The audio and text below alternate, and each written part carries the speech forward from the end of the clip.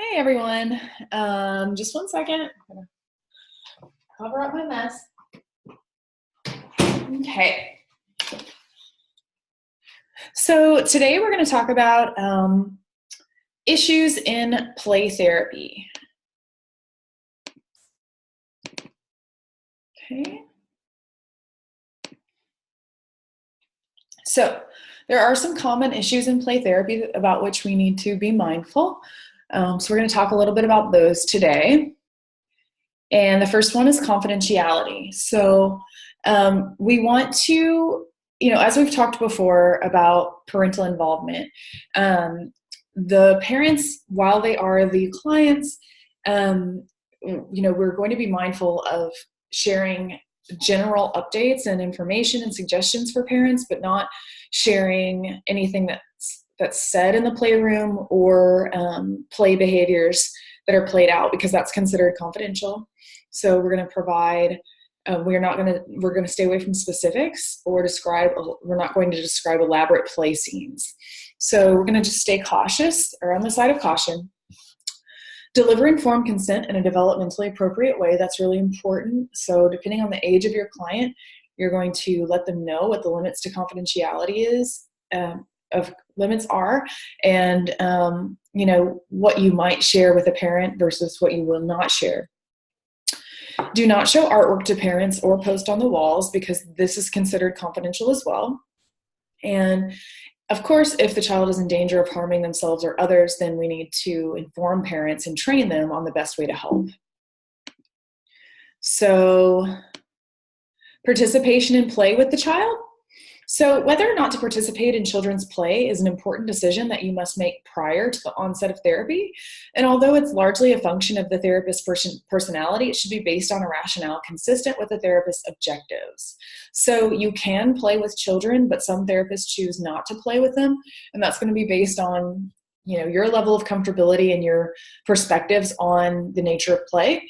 So the attitude is crucial, not whether or not they actually play. So you want to keep, if you do decide to play with the child, you need to keep the child in the lead, because, if the child is directing the session, then they need to direct the play, and you need to keep the child in view, and maintain an adult therapeutic role. You are not the child's playmate. So you want to just be intentional about whether or not you're playing. Maintain appropriate boundaries through limit setting.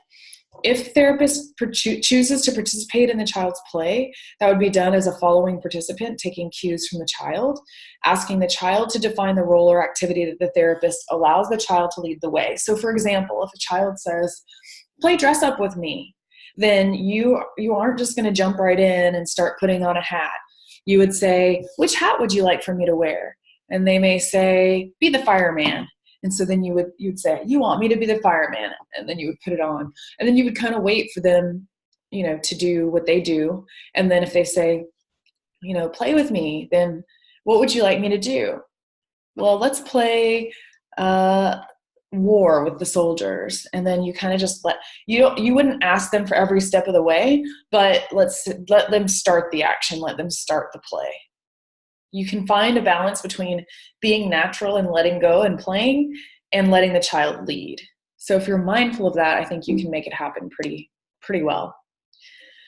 Another issue that emerges is accepting gifts from children. So this is a complicated situation, and there's not a black and white answer to this, but an important factor in affecting the decision to accept a gift is the kind of gift presented by the child.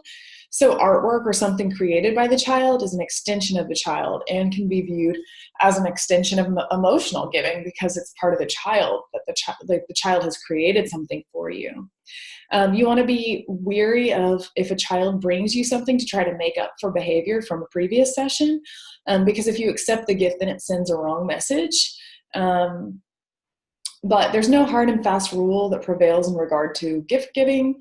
A sensitive, empathic therapist should be able to handle the situation with a minimum of frustration by using the best judgment in considering the timing of the gift giving, the nature of the gift, the cost of the gift, and the implications of accepting or not accepting the gift.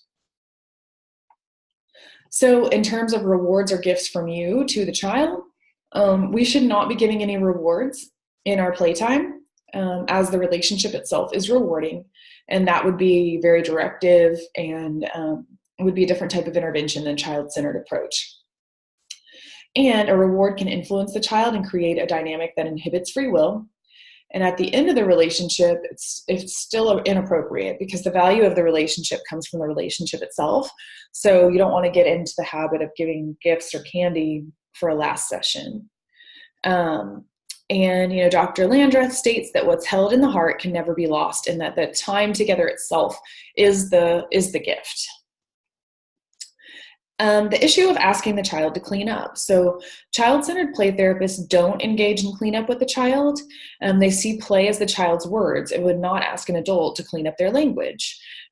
Some therapists do use cleanup in their time with children, but it kind of depends on your theory and intention, and consistency is key. So if you do decide to clean up with the child, then you should do so in a very structured way every session, not just say, oh, they happen to make a big mess today, let's clean up together, because that's very directive.